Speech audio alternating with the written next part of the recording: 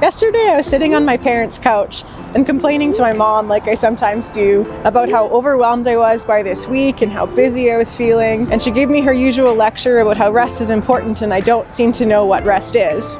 Then she asked me what I was doing, and I mentioned that I was filming this vlog tonight. Her natural question was, well, what's the vlog about? And I had to pause before I answered because I knew my incrimination was coming.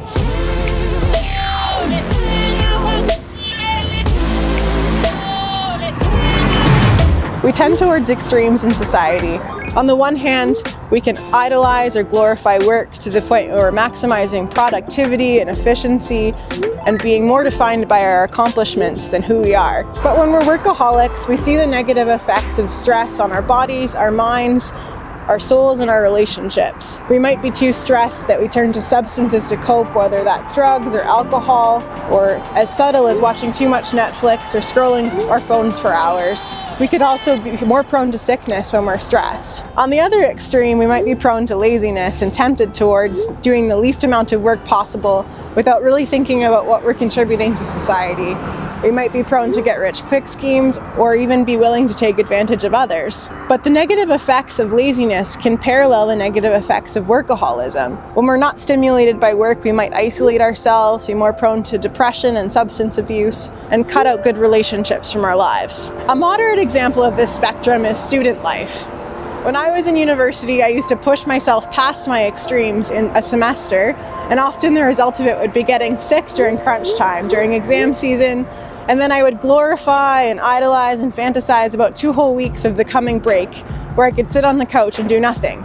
But much to my dismay, every time the break came, there'd be this cycle where I'd get sick again. The adrenaline of a hard semester would let down, and I would feel incapacitated on my couch, not really enjoying the break, and soon I was eager to go back to school. We intuitively know that balance is important to our lives, but it's not easy. Balance isn't a Christian idea specifically, but God gives us specific guidelines for how to live balanced lives. One of the 10 commandments is that for every 6 days of work, there should be a day of rest, and God modeled this himself in his creation of the world recounted in Genesis. In the book of Proverbs, we see many admonitions against laziness and praises for hard work. And in the New Testament, we see that after God worked in the crowds, he often would step back to rest and pray and reflect. I want to zoom in on Hebrews chapter 4. The book of Hebrews was likely written to encourage Jewish Christians who were struggling to persevere in their faith and the demands of Christian life. Amid a book full of encouragements to keep going and pressing on in good works and knowledge of Christ, chapter 4 is a reminder of the importance of rest. Verses 9 through 11 of that chapter specifically say this: "So then, there remains a Sabbath rest for the people of God.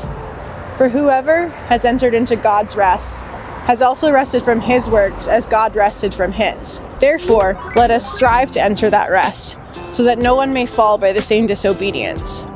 The Hebrews are asked to strive for that rest because it's not easy. But the difference between the Christian prescription for a balanced life and the mere idea that we must be balanced is twofold. Firstly, the purpose for our resting and our working as Christians is unique. And secondly, we always have God's help in achieving that balance. Sabbath rest is the rest that we need.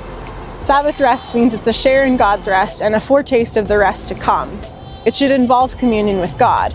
But similarly, our work should involve communion with God also as Christians. We're told in Colossians that we should work at everything from the heart, as if for God and not for men.